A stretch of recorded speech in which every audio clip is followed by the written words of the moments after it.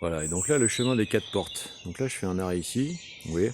Donc cette rue remonte à pic en fait et reboucle, arrive pile poil derrière le lycée. Et donc là on est pile à l'angle qui délimite tout ce qu'il y a en contrebas du plateau calcaire du lycée dans lequel je me trouvais. Donc le plan que je viens de vous faire avec la maison avec le bateau et tout est juste là.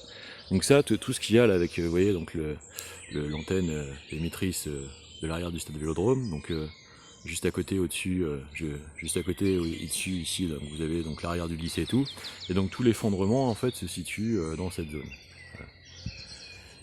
Et il se trouve que moi du coup j'avais commencé à enquêter parce qu'en fait dans toute cette zone, de l'autre côté en fait du chemin des 4 ports, donc ici vous avez toute l'ancienne fabrique de bougies.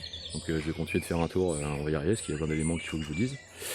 Et donc là, vous avez donc le cas typique du fait que énormément de ces activités commerciales de l'époque en fait réexploitaient le réseau des anciennes carrières où vous avez commencé à avoir du bâti en fait à flanc de coteau et où donc je suis en train de continuer de relever les données. Il y a un réseau de plusieurs hectares en fait, d'anciennes carrières de galeries dans tout ce coteau calcaire qui était d'anciennes carrières d'exploitation analogues à celle de la pierre de Crasane, hein, assez connue, et donc qui du coup était immédiatement exploitée pour partir sur le fleuve.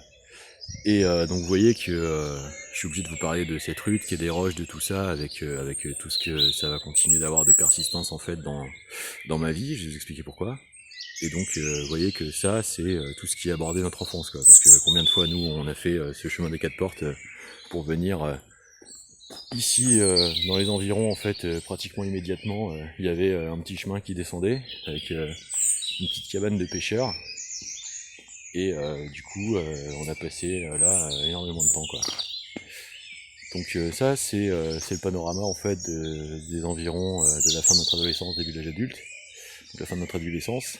Et ça, c'est le passé de la ville dans lequel nos pas étaient censés s'inscrire. Donc je vais insister un peu sur ce site-là, parce qu'il s'est passé des trucs vraiment extraordinairement bizarres quand j'ai dû avoir à y revenir.